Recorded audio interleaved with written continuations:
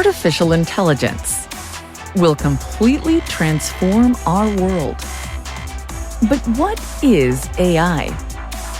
Why will it affect you? And how can you and your business survive and thrive through the AI revolution? Welcome to AI and You. Here is your host, author, speaker, and futurist, Peter Scott. Hi, this is episode 254. We are talking with Seth Baum, the co-founder and executive director of the Global Catastrophic Risks Institute in New York, which has tackled the biggest of big problems since 2011. He is also a research affiliate at the Cambridge Center for the Study of Existential Risk. And we've had several other people from there on the show. Seth has authored papers on pandemics, nuclear winter, and AI. Last week, we talked about how it feels to work on existential threats every day, AI as a horizontal risk as well as a vertical one, near-term value versus long-term value, AI being used to change the decisions of populations or voting blocks, and AI as a dual-use technology. This week, we're going to talk about national bias in models, coherent extrapolated volition, like what is it, the risks inherent in a world of numerous different models, and using AI itself to solve some of these problems. Let's get back into the interview with Seth Baum. Wow, having all kinds of thoughts in new directions here. The training of these models on the greatest amount of text that they can find to input them is going off the original thesis from, I think, Google back in something like 2007, and they called it the unreasonable effectiveness of data, something like that. They discovered that when you throw huge amounts of data at learning models, that suddenly they get a lot better. So more data is better. And if you're a foreign power interested in manipulating the people that are consumers of these models, you might look at undermining those foreign societies through implanting your values in those models in some way. I mean, you can just look at DeepSeek, for instance, out of China, ask it questions about Tiananmen Square or Tibet or Taiwan, and discover this in that model.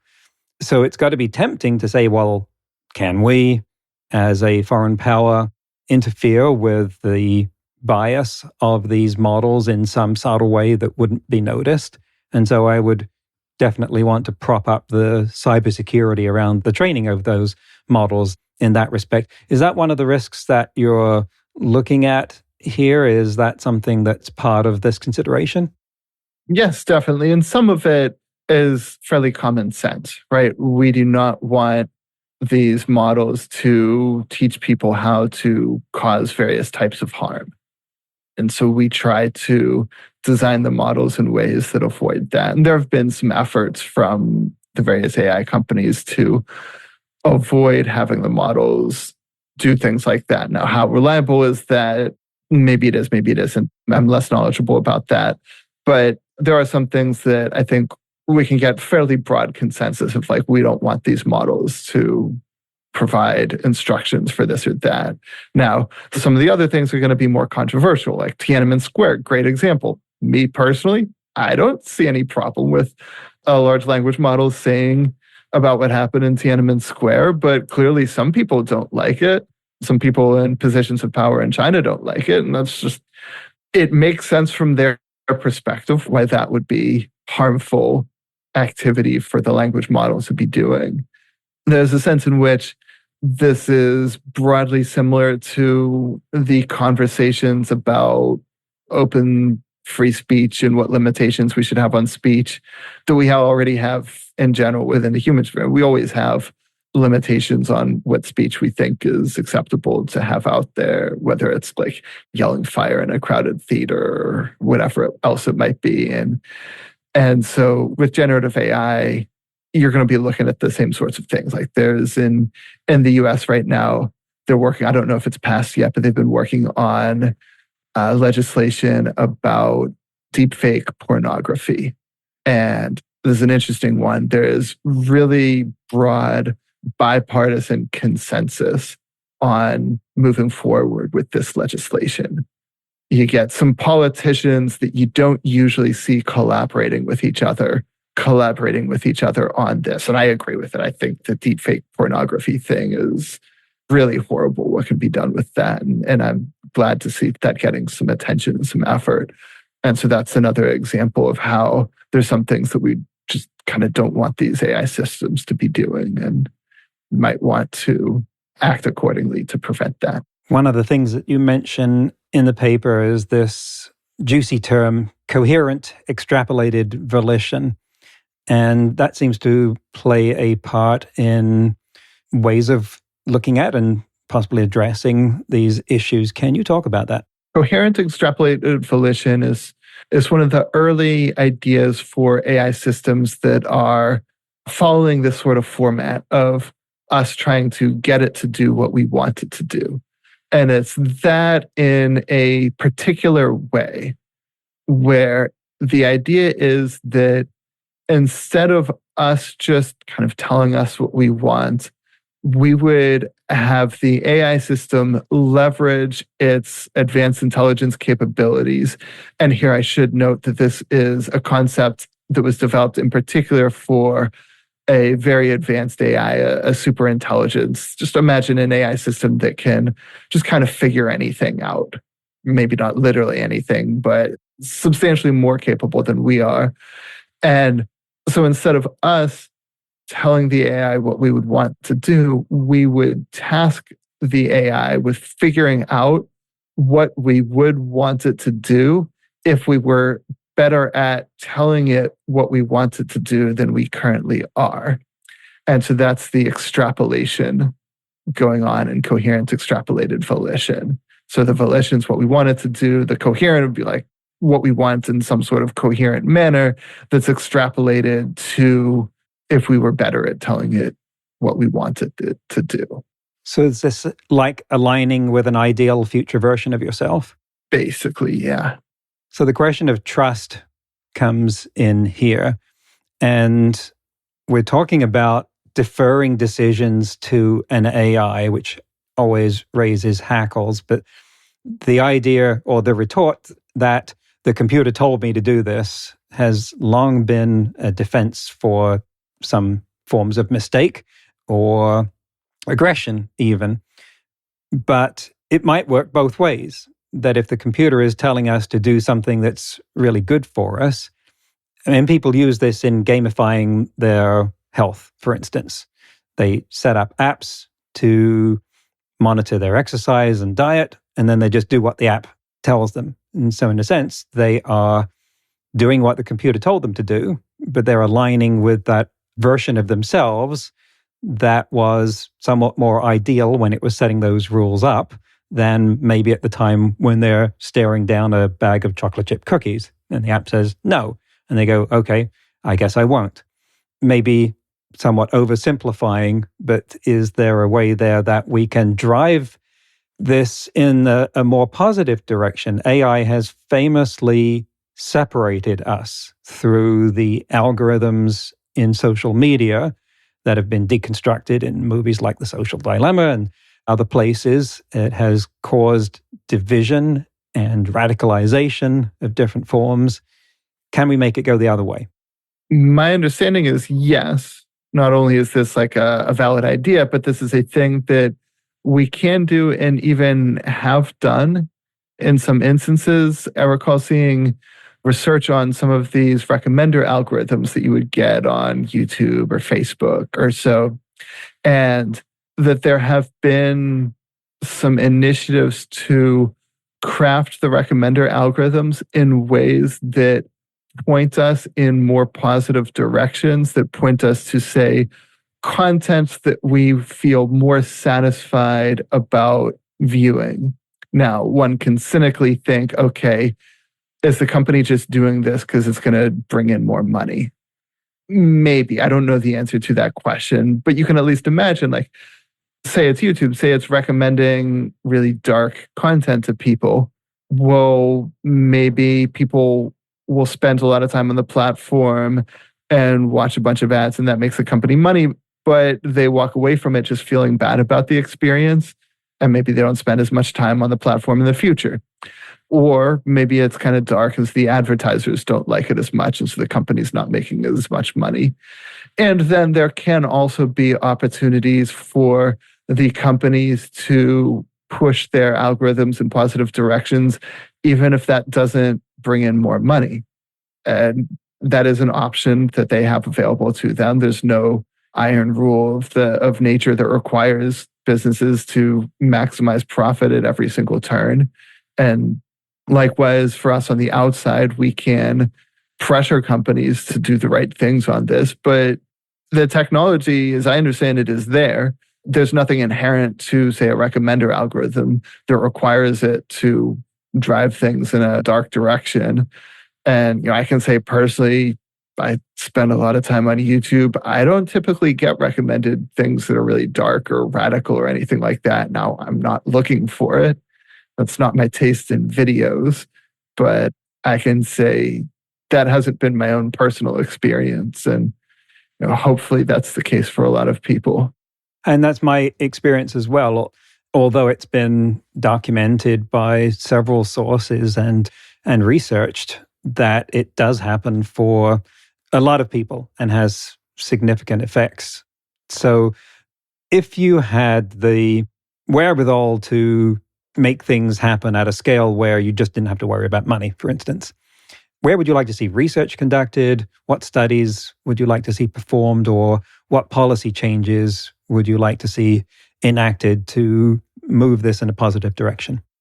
Well, one of the most important things isn't about recommender algorithms per se, but it's certainly about the catastrophic risk, is to get society at a place where we don't necessarily release new AI models, where we're not necessarily trying to push the technology in more powerful directions, and that instead we are making those decisions through careful consideration, weighing the pros and the cons. I do worry right now that there is too much of a tendency to just push the next model out and hope for the best.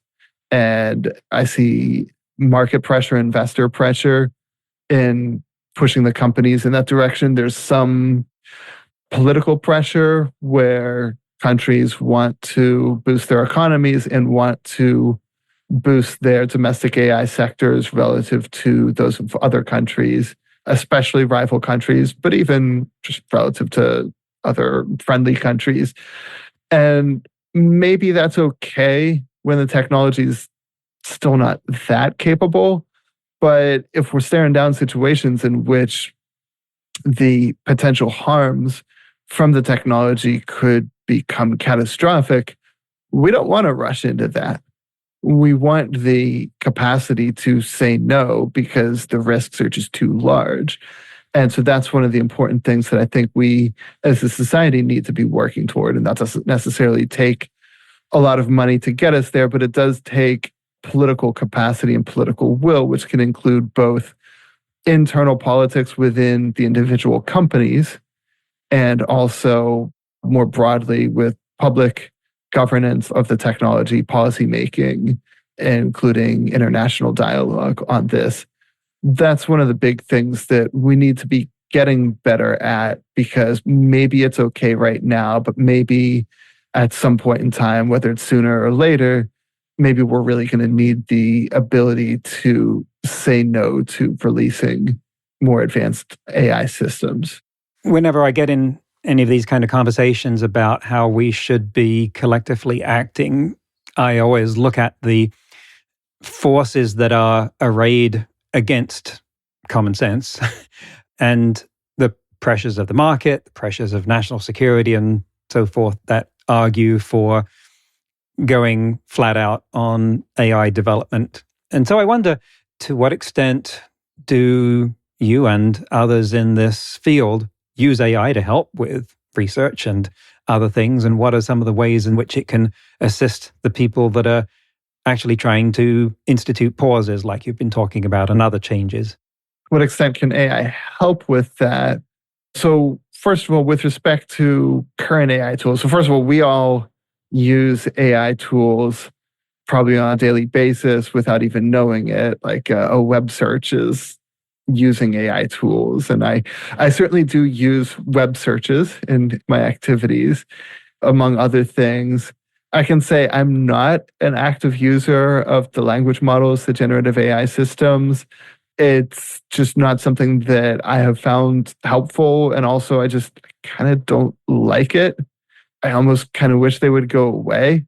Just speaking personally, my own perspective on these tools. That said, I do understand that some people find value in using them, and that's fine.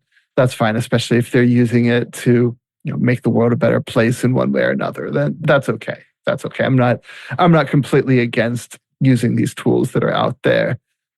There are also other applications of AI that can be helpful. There've been AI tools used to advance science and technology in ways that are clearly helpful. AI being used to support like environmental protection projects, for example. I find it very difficult to see any sort of argument against doing things like that. Could AI help with this big collective action problem of getting different companies, different countries to coordinate together to avoid building really dangerous forms of AI? Ooh, it's not the obvious way of going about this that I would think of, because what does the AI do to counteract the pressures that they're facing to keep building more? Nothing comes to mind. I'm not saying there can't be anything there, but the traditional ways of solving these collective action problems are, okay, sometimes it's when a government just comes in and says, everybody's doing this, and that's how you solve it. Now, that's a little harder internationally, but then you just need multiple governments coming in and saying, okay, we're all just doing this, and you just commit to it, and that gets solved. Sometimes it's done in a more bottom-up manner, where a community of people comes together to collectively agree to do this instead of that. And they keep tabs on each other, and they pressure each other's peer pressure and things of that sort. And that has had success in a lot of circumstances. You can have other sorts of outside pressure, like public pressure can factor in to this. None of these are foolproof, ironclad, guaranteed solutions to this type of situation, but they all can help. And just pragmatically speaking, that might be what we're looking at. It's like, these are things that can help solve this collective action problem. And so let's take the opportunities that are available to us. And so much of this involves changing values, perception, and psychology on a global scale. And I think about the Asilomar principles, which people have heard me talk about on the podcast before. In 2017, a group of AI safety researchers and others got together in Asilomar and hacked out 23 principles for the safe development of AI, including things like don't allow them to recursively self-improve, don't allow them to rewrite their own code to get better. And whatever you do, don't hook them up to the internet.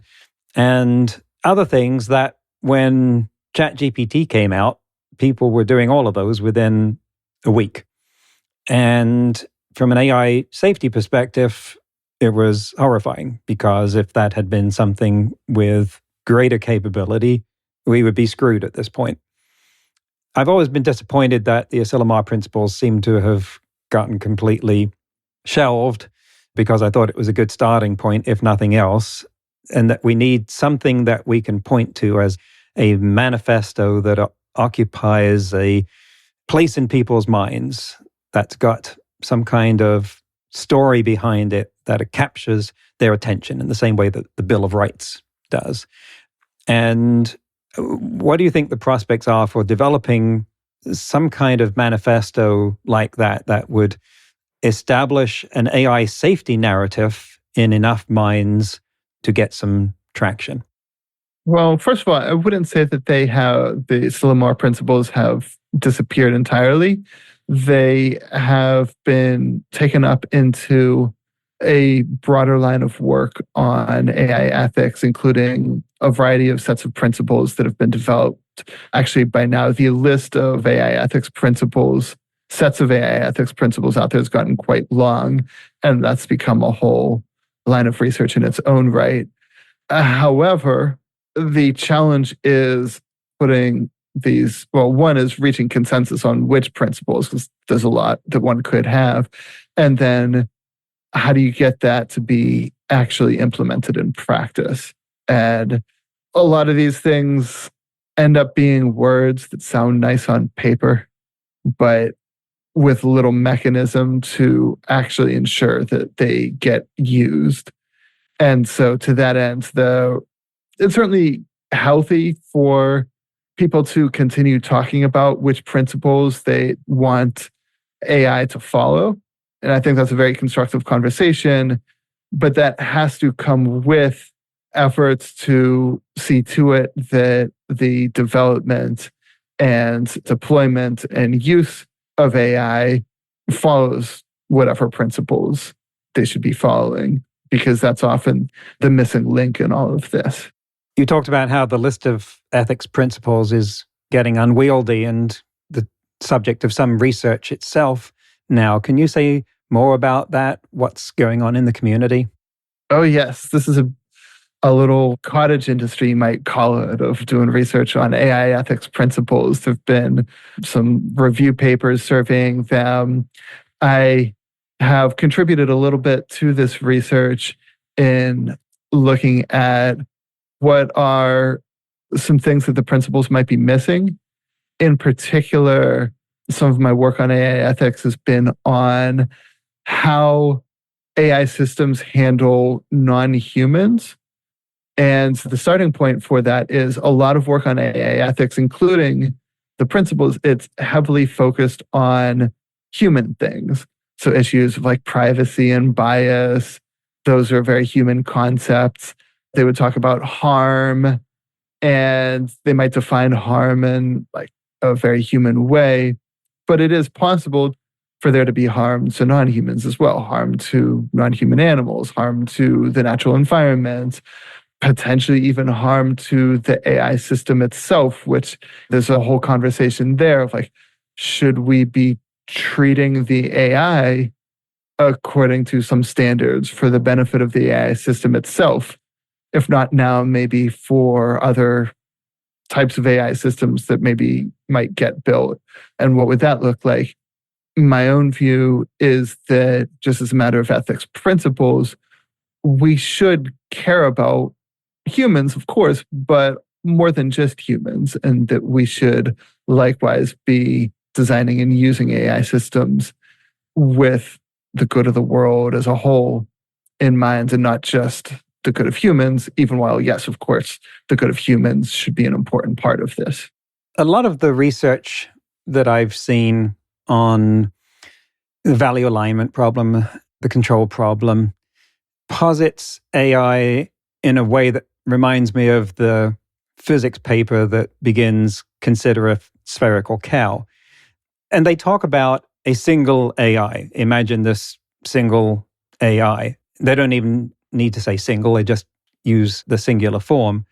And that's what Hollywood certainly always leads us to expect, because it's a better story that there's one AI that comes and does this, whether it's Skynet or something else. But we've seen we have effectively an infinite number of AIs, or a near infinite number. We have competing AIs from all kinds of different countries and companies that are not susceptible to the kind of single point of control that you would have if you had just one AI. They're all over the place. They seem to form a system with properties of its own and different types of risks.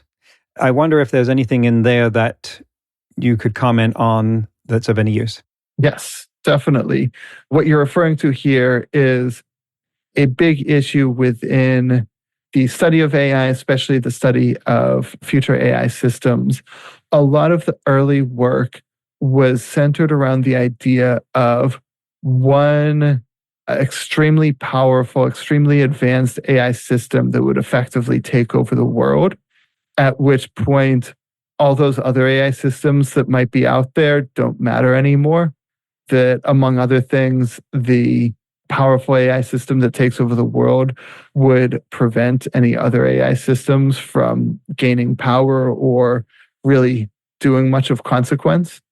And it's from that perspective that a lot of the conversation about AI and the ethics and the risk and the governance and the technical design and so on, a lot of that was oriented around this conception of a singular AI system that would just completely outpace everything else and gain control and keep everything else pushed down. In contrast, what we have seen in the actual development of AI just doesn't look like that. It's not one singular system. It's a whole bunch of systems that are all doing various things, and they compete against each other. The companies, the developers compete against each other. And there is no one AI system that is, just dominating over everything else. This system might be the best at this moment in time, or the best at that particular domain at this moment in time, and it's constantly evolving. And so you can think of it in terms of like an AI race. If you have this scenario in which one AI system takes over everything, then winning the AI race becomes extremely important. And who wins, and is it a safe system, a dangerous system, like that all becomes extremely important.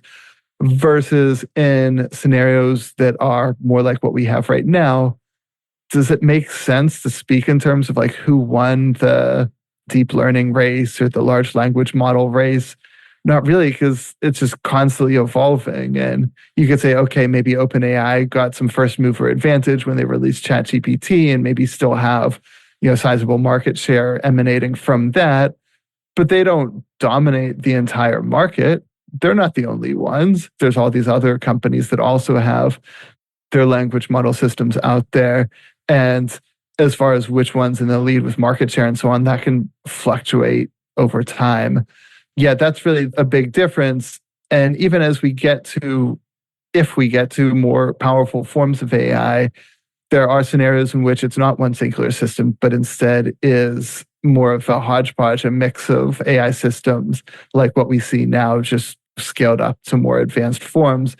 And each of these types of scenarios poses different risks and different governance challenges that are very important to be mindful of. Maybe the system to consider for AI safety researchers is not the AI system, but the combination of the AI system and the company that's deploying it. Just a new thought to me anyway. What else would you like us to know about the GCRI? Well, so GCRI, we are a nonprofit and nonpartisan think tank that tries to understand the full scope of global catastrophic risks, and especially the opportunities that we all have to reduce the risks. And what I would say to anybody is that the world does face significant global catastrophic risks. This is something that we as a society, as a civilization, we can't afford to get this one wrong. If we get this wrong, if we have a global catastrophe, then that's it. That's kind of game over. Even if you don't have complete human extinction, still that destroys so much of what we care about. And as we were discussing before, the challenge that I would emphasize is how to address the risk while also living good lives, having good conditions for everyone. And I would invite people to learn more, to check out our work, and to try and find opportunities to contribute to that, because, well, I would say this is important for us to do, and there are opportunities for everyone to get involved in this. Absolutely. We will have a link to your website in the show notes and transcript. And Seth Baum, thank you very much for coming on AI and You. Thank you. Thank you for having me. That's the end of the interview. There's a link to the Global Catastrophic Risks Institute website in the show notes and transcript. By the way, in case you're not familiar with the whole spherical cow thing, it's a likely apocryphal story about high school physics test questions which make all kinds of simplifying assumptions so you can actually answer the problem using the knowledge you have at that point. So if they're using a real-world example to make it interesting, like if they're talking about a rotating space station to test what you know about angular momentum or rotational inertia, they'll have to say something like, assume that the space station has uniform density, which of course a space station wouldn't have. Anyway, this is embodied in the famous spherical cow, although I have no idea what physics you'd actually be testing for using a spherical cow. In today's news, ripped from the headlines about AI, Demis Hassabis, the CEO of Google DeepMind, says that humans have just over 5 years before AI will outsmart them. During a briefing at DeepMind's London headquarters, he said, quote, "Today's AI systems, they're very passive, but there's still a lot of things they can't do. But over the next 5 to 10 years, a lot of those capabilities will start coming to the fore and we'll start moving towards what we call artificial general intelligence," end quote. However, when asked about robot co-workers, he said, quote, "We're not quite there yet. These systems are very impressive at certain things, but there are other things they can't do yet. And we've still got quite a lot of research work to go before that," end quote. So I guess this means that quite a lot of research work means 5 to 10 years, something to start putting in your future planning. If you like this show, and I presume you do if you've made it this far, please take a moment now to give us a like and a 5-star rating and even a nice comment on your podcast platform of choice. It makes an enormous difference to who finds out about us. Next week, my guest will be Diane Guthieu, leader of the AI Research Center in the global consultancy CGI. That's next week on AI and You. Until then, remember, no matter how much computers learn how to do, it's how we come together as humans that matters. That's all for this episode of AI and You. Please leave a rating and comment and share with your friends. Get the book Artificial Intelligence and You and see more videos and articles at aiandyou.net. That's aiandyou.net, where you can also send us your questions. Thank you for listening.